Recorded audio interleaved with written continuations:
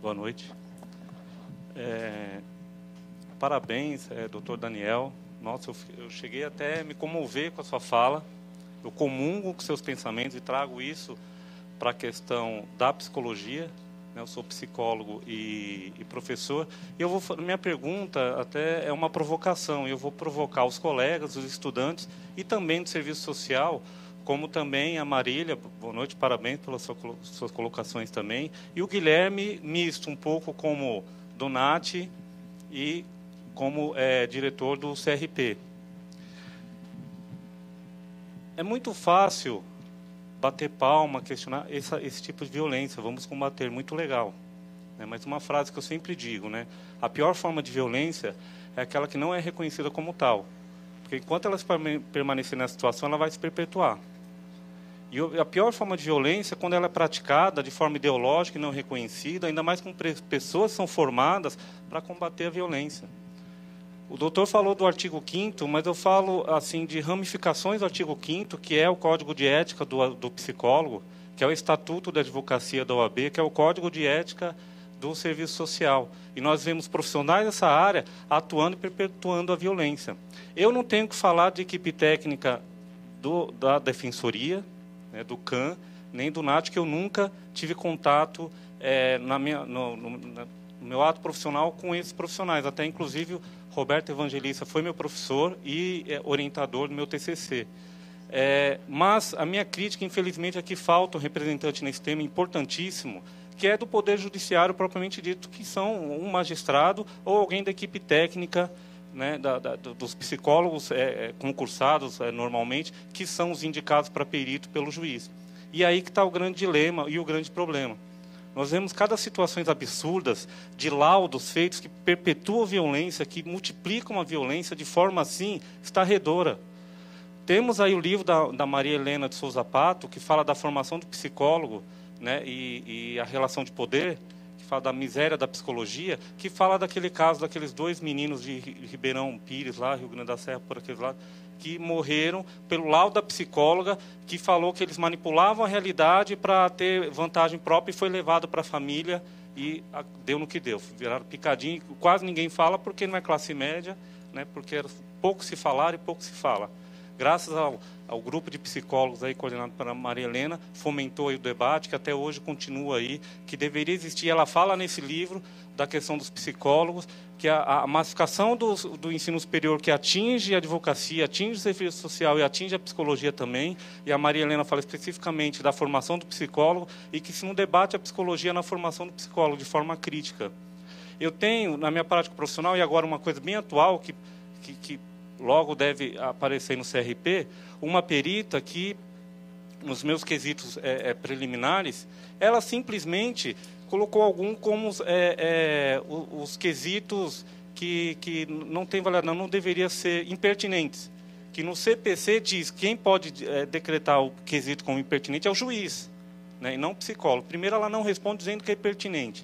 Depois, nos quesitos complementares, porque ela está totalmente baseado em divórcio com a teoria ou técnica da psicologia, ela coloca como um discurso da fala de uma pessoa que é um caso de alienação parental, né, como sendo verdadeiro, e chega para o juiz, no livro do Sidney Shine, que foi meu orientador na pós-psicologia jurídica, ele tem um dos artigos lá, ele fala da questão de uma estatística, apesar do juiz não estar adstrito ao laudo, mais de 80%, em algumas regiões 96%, ele dá a sentença de acordo com o laudo. Né? E essa perita, ela coloca como verdade um discurso da mãe, que nos autos tem todas ali uma provas de alienação parental. Eu, nos meus quesitos complementares, eu coloco de onde ela descobriu, de onde ela tem aquele discurso como verdade. Ela coloca baseado no perjúrio, porque se ela estiver falando mentira, ela vai estar cometendo perjúrio. Ora, primeiro, ela não deveria se basear em questões jurídicas, porque ela é uma psicóloga, o laudo devia estar dentro da técnica e da teoria da psicologia. E segundo, não existe perjúrio no Brasil, né? Ela baseia errado, as partes mentem. né? E hoje, o judiciário, o juiz, ele quer perder o seu lugar de angústia e passar para o psicólogo, para o assistente social. Não é o nosso papel. Não é o nosso papel da sentença, até porque, além do Código de Ética na psicologia, tem as resoluções que delimitam o nosso trabalho. E os psicólogos desrespeitam. Então, assim, a minha crítica assim, à promotoria em muitas situações é quando acontece essas violências, que não agem, não tomam atitude nenhuma.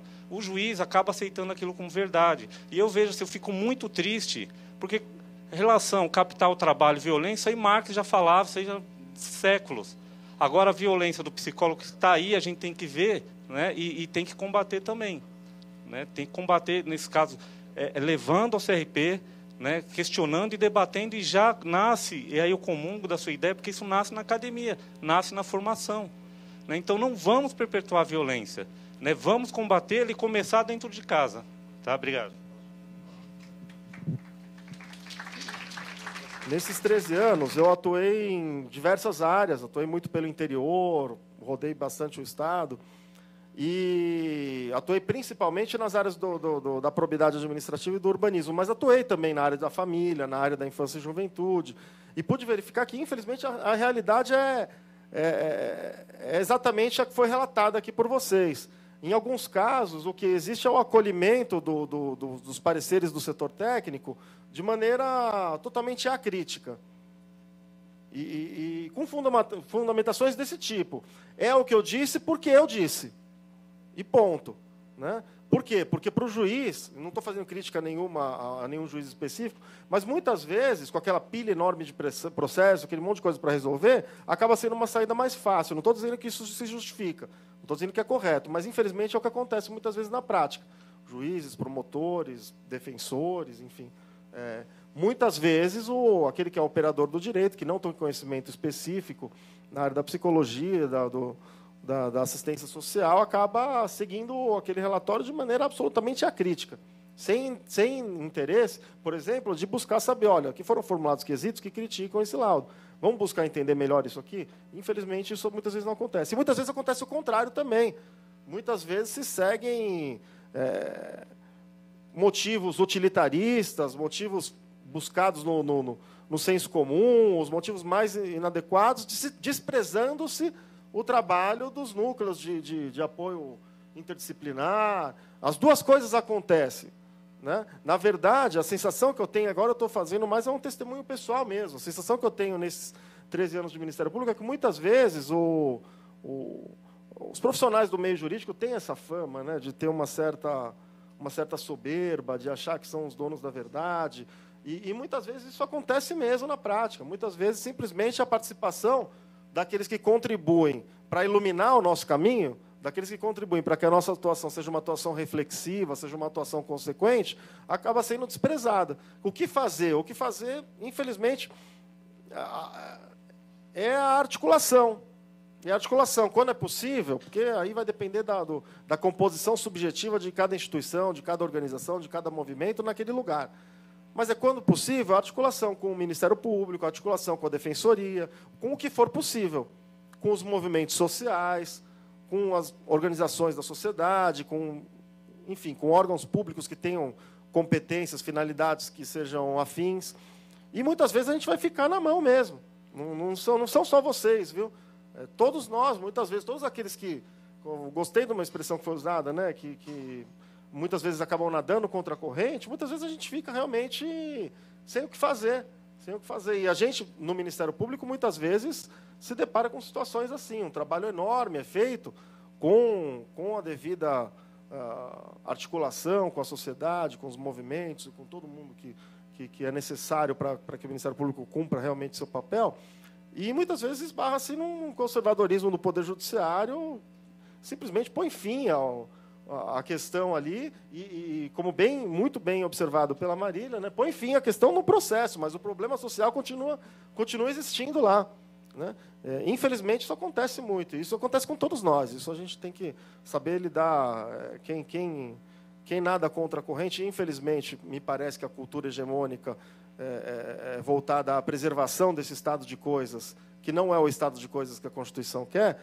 Infelizmente, para quem nada contra isso, né, para quem rema contra contra essa corrente, é imprescindível saber lidar com a frustração. Muitas vezes ela vai acontecer, é possível a gente...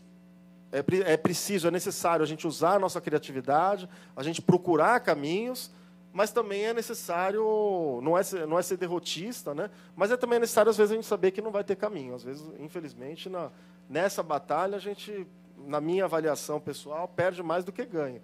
Nem por isso a gente deve deixar de lutar, né?